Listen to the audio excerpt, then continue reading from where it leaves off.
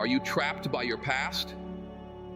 If this question resonates with you, listen carefully.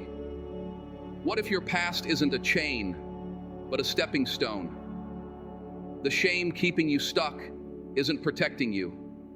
It's robbing you of your future right now. In the next few minutes, I'm going to share a powerful framework that has transformed thousands of lives, liberating them from regret and self-condemnation. Your past holds only the power you give it today. This isn't about erasing what happened to you. It's about understanding why those chapters can be closed while you write new ones, unless you choose to keep them open. What if I told you the walls keeping you trapped aren't made of brick and mortar, but of memories and regret? Look at your life right now. The opportunities you're hesitating to take, the relationships you're afraid to build, the risks you can't seem to make yourself take. Behind every hesitation stands a guard. That guard is your past. We've all created invisible prisons in our minds. These are sophisticated cages built from painful memories and disappointments that follow us everywhere. That embarrassing failure from high school, the relationship that left you broken, the career mistake that still makes you wince years later. These memories have become the architecture of your limitations. But here's the shocking truth you need to understand. You are both the prisoner and the prison guard. Your mind has become your own jailer. Let me explain what's happening inside your brain. Remember when you finally gathered the courage to pitch your idea at work, only to have your boss dismiss it in front of everyone?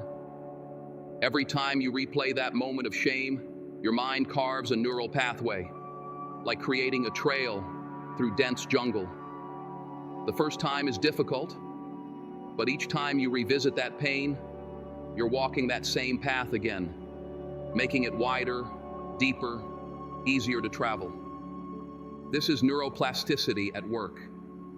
Your brain physically changes based on thoughts you repeatedly think. Just as a forest path becomes more defined with each footstep, your negative thought patterns become your brain's preferred route. Research from Stanford University confirms that ruminating on negative experiences reinforces and strengthens these neural networks. What you focus on literally grows stronger in your brain. 3 invisible chains bind you in this mental prison. Guilt weighs you down with what you did wrong. I should never have trusted that person with my idea. Shame cuts deeper, making you believe you are defective. I'm just not creative enough to succeed. Regret torments you with possibilities. If only I'd spoken up differently, my career might be thriving now. These chains appear in everyday moments. Hesitating before sharing ideas because someone once shot you down. Avoiding relationships after heartbreak. Hearing that voice whisper, "You'll just fail again," when opportunity knocks. I know this voice. We all do. It sounds like wisdom, doesn't it? Don't start that business. Remember when you lost money last time? Don't trust her. Remember how the last relationship ended? Don't speak up. Remember how they laughed? This voice isn't protecting you. It's imprisoning you. It's keeping you locked in the past, afraid to step into your future. It's the guard pacing the corridors of your mind, ensuring you never escape who you once were or the mistakes you made. The most painful part? You hired this guard. You pay its salary with your attention, belief, and fear. Every time you replay those memories, you're reinforcing the walls of your prison. Your mind keeps replaying your biggest mistakes because you've trained it to be your prison guard instead of your ally. You've conditioned it to remind you of every failure instead of preparing you for success. You've programmed it to protect you from pain by keeping you small. But freedom is available to you right now. It begins the moment you recognize these thought patterns for what they are, not truths, but habits, not protection, but limitation, not wisdom, but fear dressed as caution. The price of your prison isn't paid in dollars and cents.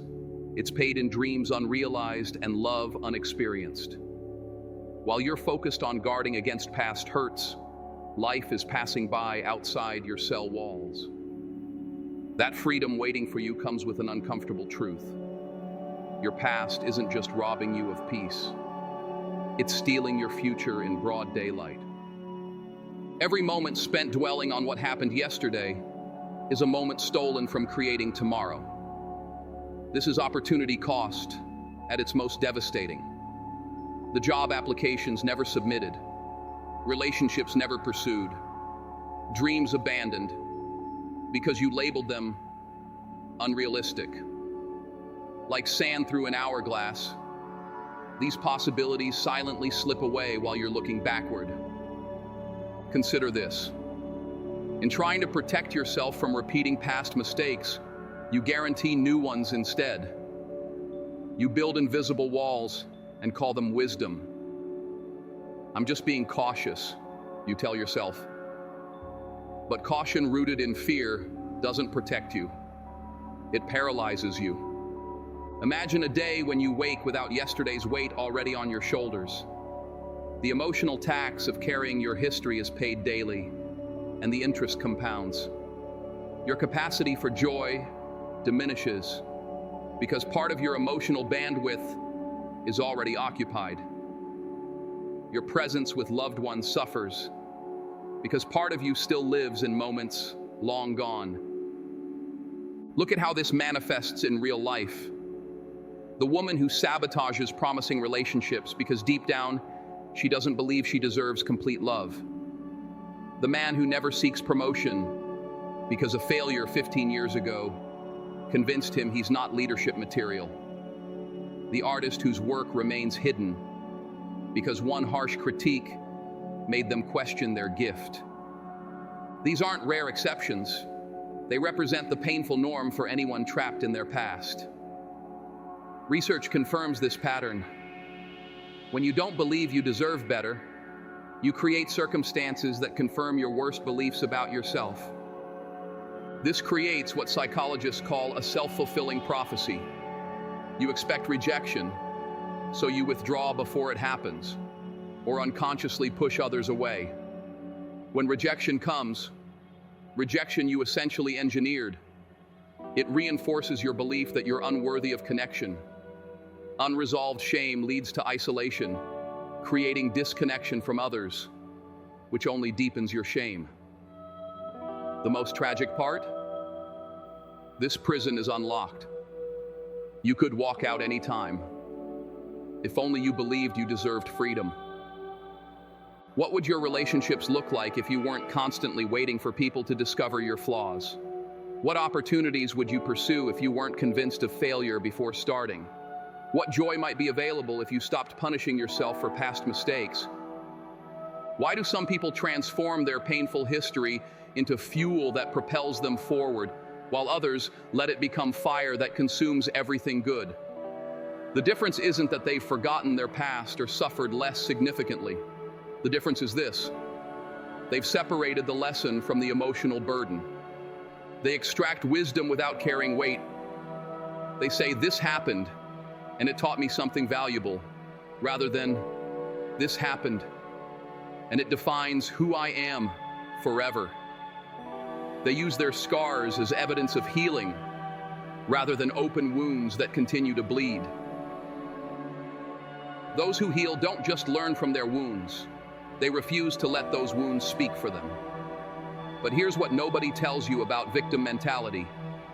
It feels like protection when it's actually a prison. And the lock isn't on the outside where you've been looking. The most dangerous trap isn't what happened to you. It's the story you keep telling yourself about why you can't move forward. There comes a defining moment in everyone's healing journey, a moment when you stand at the crossroads and must decide. Will your story be defined by what happened to you, or what happened through you. Most people never realize they're making this choice. They slip unconsciously into a victim narrative, surrendering the keys to their future to ghosts from their past. Victim mentality reveals itself through your everyday language. Listen closely. Are you saying, "It's not my fault," or "I can't help it"? These phrases build the architecture of blame shifting, creating a world where nothing is your responsibility, and therefore nothing is within your power to change. Your words shape your reality. When you say, "I have no choice," or "I can't change anything," you're actively constructing powerlessness, reinforcing the bars of your own cell with every utterance. Could changing your words be the first step toward changing your life? The hardest sign to face: seeking sympathy instead of solutions. When sharing struggles, do you crave validation or transformation? Compassion matters, but when validation becomes more important than growth, you've settled into victimhood's comfort zone. This identity offers a peculiar safety, protection from the terrifying responsibility of your own life. If nothing is your fault, nothing is your burden to fix. But this safety costs you everything that matters: your growth, your power, your future. The moment of truth arrives when you understand no one is coming to save you. Not family, friends, or even God will override your free will to force healing upon you. This realization feels like abandonment initially, but it's actually liberation. When you stop waiting for rescue, you discover the rescuer within. Here's the paradox that will set you free. True power emerges when you stop waiting for apologies you may never receive. Dr. Lickerman reminds us, the past exists only in our memories, and we can change how we perceive those memories. Your healing requires only your decision. Cognitive behavioral therapy offers powerful tools for breaking these chains. These techniques help you identify and challenge automatic negative thoughts that keep you trapped. When that voice says, "This always happens to me," pause and ask, "Is that really true? Or am I seeing patterns because I'm looking for them?" As Pooja Taleshwar notes, recognizing the gifts in challenges allows individuals to view themselves in a more empowered way. This isn't about minimizing your pain. It's about refusing to let that pain write the final chapter of your story. The freedom awaiting you beyond victimhood is worth every uncomfortable step. When you take responsibility for your healing, not blame for your wounds, but ownership of your recovery, you reclaim the authorship of your life. How do you know if you're living as a victim? Simple. You're waiting for someone else to fix what only you can heal, giving others the power to determine when you'll be whole again. As long as your healing depends on another's actions, you remain in chains of your own making. Your chains weren't meant to be just broken. They were designed to be transformed. The painful experiences that once held you captive contain the raw materials for building something extraordinary, like gold waiting to be mined from the darkest depths. Groundbreaking psychological research on resilience consistently shows that approximately 70% of trauma survivors report experiencing profound growth that would have been impossible without their suffering. This isn't coincidence. It's a hidden pattern woven into our darkest moments.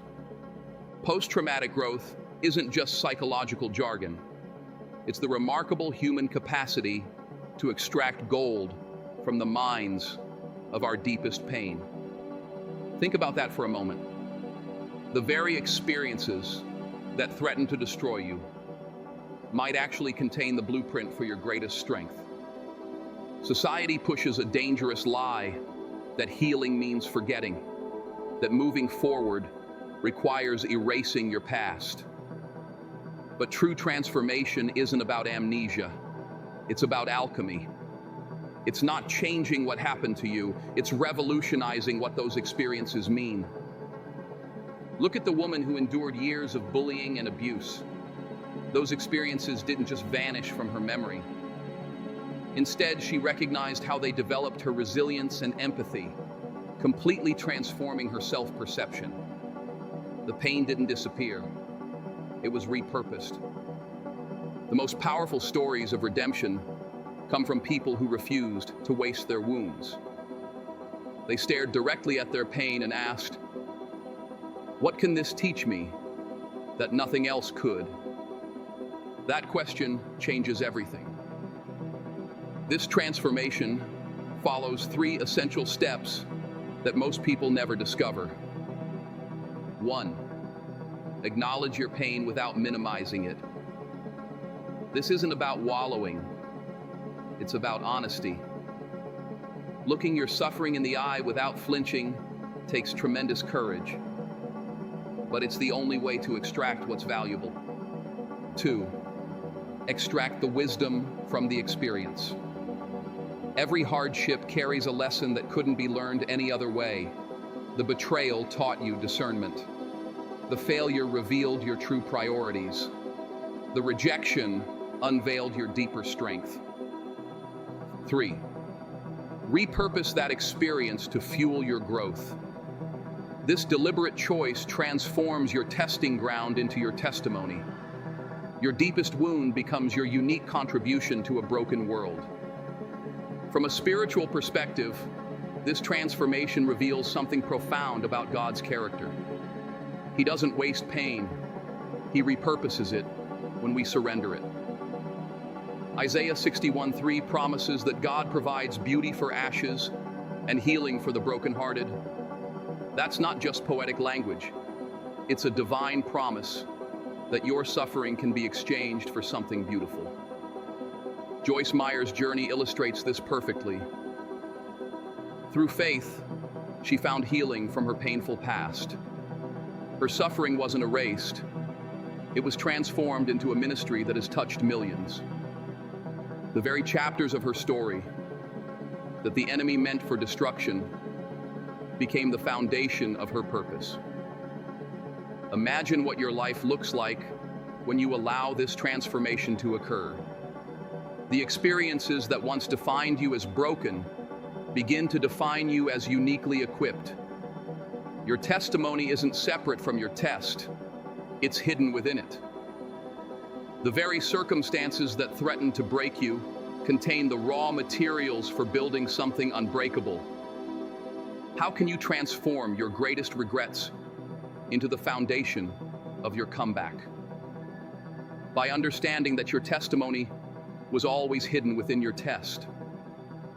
The wisdom locked inside your wounds isn't random, it's purposeful. When you extract it, you don't just heal your past, you fund your future. Let me tell you something powerful. Your journey with your past ends today. The prison doors are open. The chains are lying at your feet. The voice in your head that whispers, "You're not talented enough," is merely the echo of old pain. God doesn't care where you started. He sees where you're going. Your scars are sacred proof you survived, not shameful marks of failure. Isaiah 61:1 reminds us that the Lord has anointed me to bind up the brokenhearted, to proclaim liberty to the captives. This isn't ancient wisdom. It's your promise now. Joyce Meyer, surviving unspeakable abuse, proclaims, "I am not the same person I used to be." Her transformation was a choice. And today, step out, walk away free.